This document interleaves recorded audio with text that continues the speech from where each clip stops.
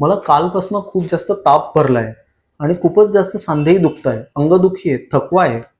हा चिकुनगुनिया असेल की डेंग्यू असेल की कोचिड ताप किंवा अगदी काल परवा ऐकलेला तो झिका व्हायरस असेल? कसं सांगायचं की नक्की काय आहे?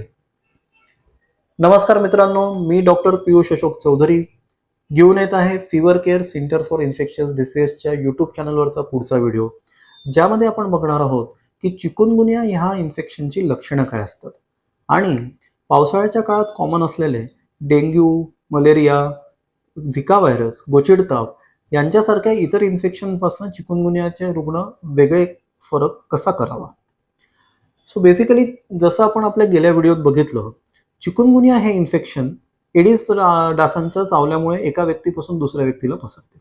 टिपिकली डास चावल्यापासनं साधारण 3 ते 7 दिवसादरम्यान लक्षणं सुरू होतात, बट ॲज पर लिटरेचर दुसऱ्या दिवसापासून तर 12व्या दिवसापर्यंत कधीही लक्षणं येणे हे शक्य आहे. सो याचाच अर्थ एखाद्या भागात जिथे चिकुनगुनियाच्या केसेस जास्त प्रमाणात आढळून आल्या असतील, अशा ठिकाणी जाऊन आल्यानंतर जर साधारणतः आठवड्याभरात आपल्याला या प्रकारची लक्षणं दिसलीत तर चिकुनगुनिया असण्याची शक्यता ही खूप जास्त असते. त्याचप्रमाणे एकदा लक्षणं सुरू झाल्यानंतर साधारण 7 दिवसापर्यंत हे चिकुनगुनियाचे विषाणू त्या व्यक्तीच्या रक्तामध्ये आढळून आल्याचे दिसते. याचाच अर्थ तितक्या 7 दिवसात कधीही नव्याने डास चावून त्या डासांमार्फत त्या व्यक्तीपासून दुसऱ्यांना हे इन्फेक्शन पसरण्याची खूप जास्त शक्यता असते. सो त्याची लक्षणं काय असतात? तर चिकुनगुनियाची लक्षणं आपण 3 भागांमध्ये डिवाइड करू शकतो. एक म्हणजे अक्यूट फेज, जी लक्षणं सुरू झाल्यापासून पहिल्या 3 आठवड्यापर्यंतचा कालावधी. सबअक्यूट फेज म्हणजे 3ऱ्या आठवड्यापासून 3 महिन्यापर्यंतचा कालावधी. आणि क्रोनिक फेज म्हणजे 3 महिन्यापेक्षा जास्तचा कालावधी. सो जी अक्यूट फेज आहे म्हणजे जे लक्षणं सुरुवातीला दिसून येतात, त्यामध्ये सगळ्यात महत्त्वाचं असते एक ट्रायड: ताप येणे, सांधे दुखणे आणि रॅश येणे. सो याच्यात सगळ्यात महत्त्वाचं म्हणजे चिकुनगुनियामध्ये ज्यांना लक्षणं नसतात असे 15-20% रुग्ण सोडल्यास बाकी सर्व रुग्ण ज्यांच्यामध्ये लक्षणं दिसून येतात त्यांच्यातल्या 100 पैकी 100 रुग्णांना ताप हे लक्षण ॲक्यूट फेजमध्ये असते. दुसरे महत्त्वाचे लक्षण सांधेदुखी किंवा जे जॉईंट पेन किंवा आर्थरालजी आपण म्हणतो, हे जवळजवळ 95 ते 100% व्यक्तींमध्ये असते, म्हणजे जवळजवळ परत सगळ्यांमध्ये. आणि 85 ते 90% व्यक्तींमध्ये रॅश दिसून येते. आता ही रॅश काहीशी इतर व्हायरल इन्फेक्शन्समध्ये दिसणाऱ्या रॅशपेक्षा फारशी वेगळी नसते, पण तरी ती कसा तिचा वापर करता येईल फरक करण्यामध्ये ते आपण पुढे बघूच. या 3 लक्षणांव्यतिरिक्त डोकं दुखणे हे फक्त 50 ते 70% व्यक्तींमध्ये दिसून येतं. स्नायू दुखणे म्हणजे मायल्जिया, मसल पेन, हे साधारण 70 ते 80% रुग्णांमध्ये दिसून येतं. आणि सगळ्यात महत्त्वाचं म्हणजे इतर जे सिस्टेमिक कॉम्प्लिकेशन असतात, म्हणजे मेंदूवर किंवा नर्वस सिस्टीमवर परिणाम झाल्याने मेनिंगो एन्केफेलायटिसची लक्षणं म्हणजे मेंदूज्वरासारखी लक्षणं, हृदयावर परिणाम झाल्याने हार्टबीटच्या इरेग्युलरिटीज आणि मायोकार्डायटिस सारखे कॉम्प्लिकेशन्स, लिव्हरच्या फंक्शन्समध्ये ॲबनॉर्मॅलिटीज दिसणे, किडनी फंक्शनमध्ये ॲबनॉर्मॅलिटीज दिसणे किंवा रक्ताच्या पेशींमध्ये घटाव होणे म्हणजे WBC किंवा प्लेटलेट कमी होणे, ही जे कॉम्प्लिकेशन आहे हे 1%हूनही कमी रुग्णांमध्ये चिकुनगुनियाच्या केसेसमध्ये दिसून येतं. इनफॅक्ट चिकुनगुनियाच्या ॲक्यूट फेजमध्ये म्हणजे पहिल्या 3 आठवड्यांच्या फेजमध्ये हे सर्व सिस्टेमिक कॉम्प्लिकेशन इतके रेअर आहेत की असं म्हटलं जातं की पावसाळ्याच्या काळात चिकुनगुनिया सदृश लक्षणं असताना जर हे सिस्टेमिक कॉम्प्लिकेशन खूप सिव्हिअर असतील तर चिकुनगुनिया सोडून दुसरं कुठलं इन्फेक्शनही सोबत आहे का याची जरूर पडताळणी करणं हे डॉक्टरांना गरजेचे आहे. सो जर फक्त फीवर, रॅश आणि जॉईंट पेन असतील आणि सिस्टेमिक कॉम्प्लिकेशन कमी असतील तर चिकुनगुनिया असण्याची शक्यता ही नक्कीच वाढते. आता अशाच प्रकारे आणि एडिस मॉस्किटोने पसरणारं दुसरं इन्फेक्शन म्हणजे डेंग्यूचं इन्फेक्शन.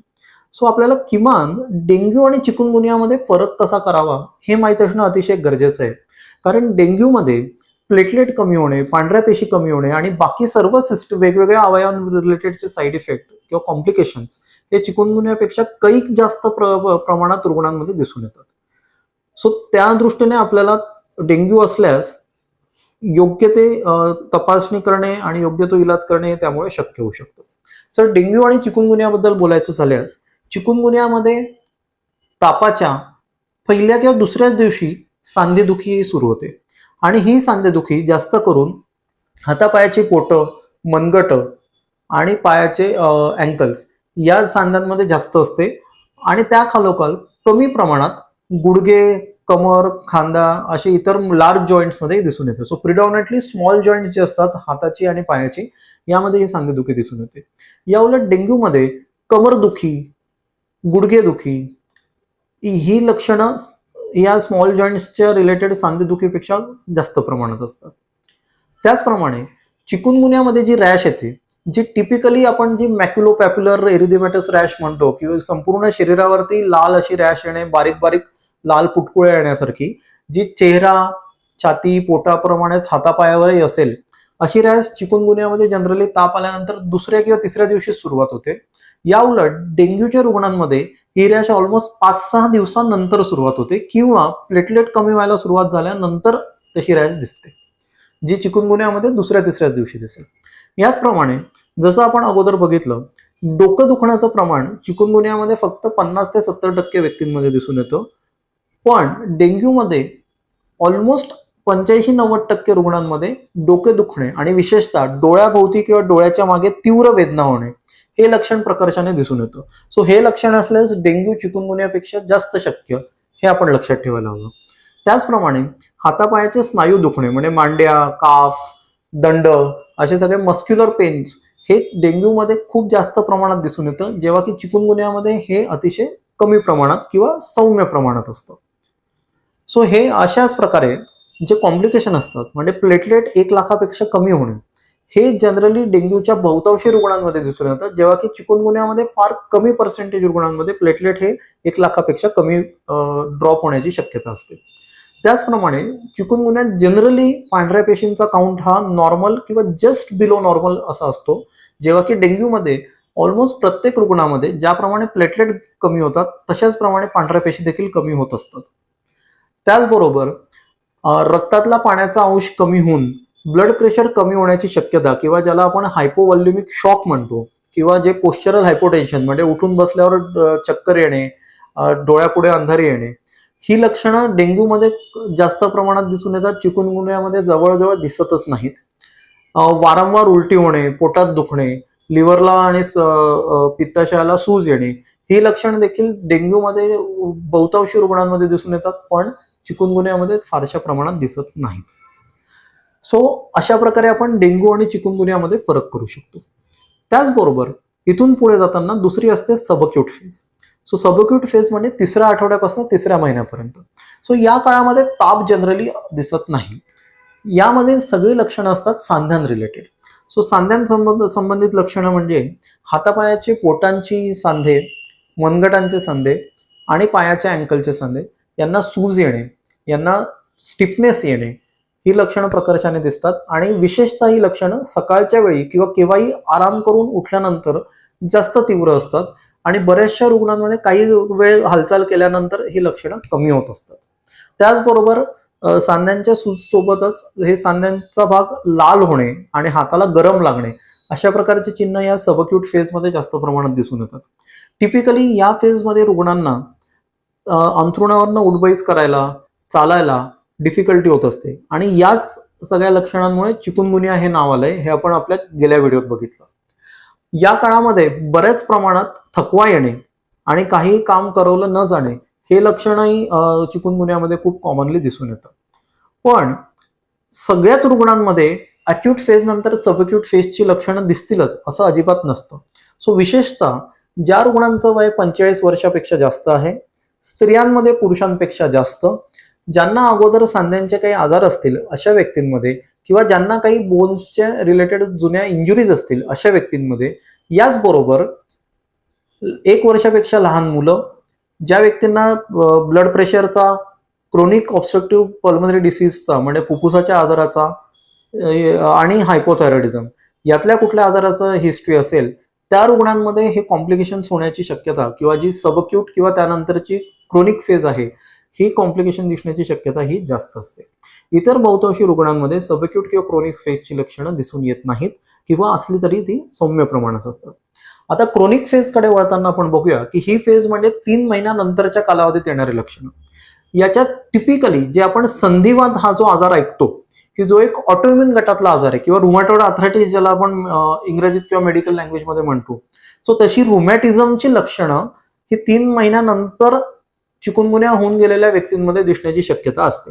सो रुमॅटिझमची लक्षणं म्हणजे काय, तर टिपिकली सकाळी झोपून उठल्यानंतर 30 मिनिटापेक्षा जास्त कालावधीसाठी सांधे अतिशय स्टिफ वाटणे, सांध्यांची हालचाल करणं शक्य न होणे आणि सांध्यांमध्ये तीव्र वेदना होणे, ही लक्षणं म्हणजे टिपिकली रुमॅटिझमची किंवा रुमॅटॉइड आर्थरायटिसची लक्षणं असतात.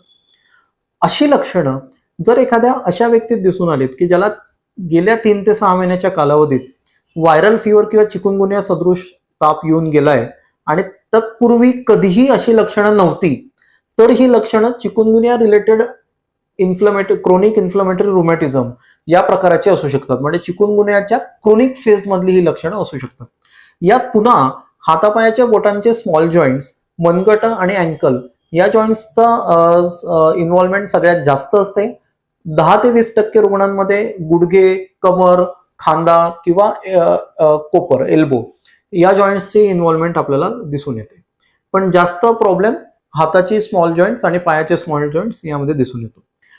याच सोबत जॉईंट्सला आपल्या स्नायूंशी जोडणारा जो टेंडनचा भाग असतो किंवा जॉईंट भोवतीचं जे कवच असतं सायनोव्हियमचं, या 2 भागांमध्ये इन्फ्लमेशन होऊन त्याची सूज येणे आणि त्याच्यामध्ये तीव्र वेदना होणे किंवा तो भाग गरम लागणे, अशा प्रकारचे लक्षणे या क्रोनिक फेज मधल्या रुग्णांमध्ये दिसून येतात.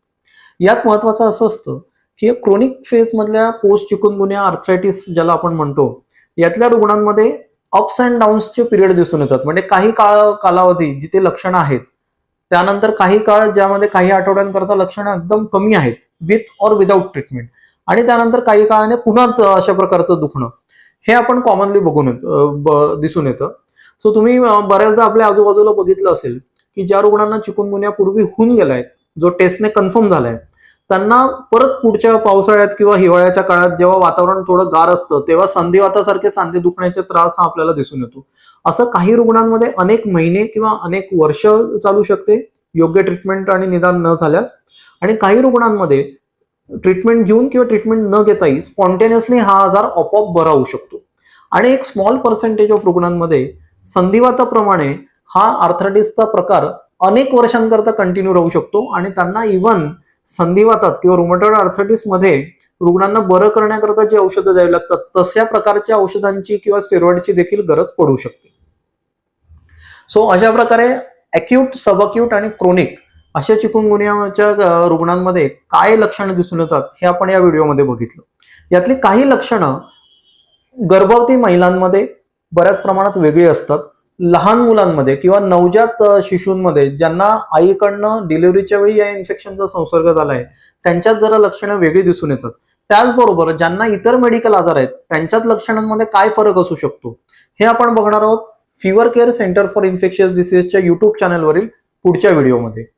आणि मित्रांनो, जर आजच्या या व्हिडिओतली माहिती तुम्हाला उपयुक्त वाटली असेल तर व्हिडिओ लाईक करा, शेअर करा आणि हो, आमच्या चॅनलला सबस्क्राईब करायला विसरू नका. आणि नेहमी लक्षात ठेवा, stay informed to stay healthy.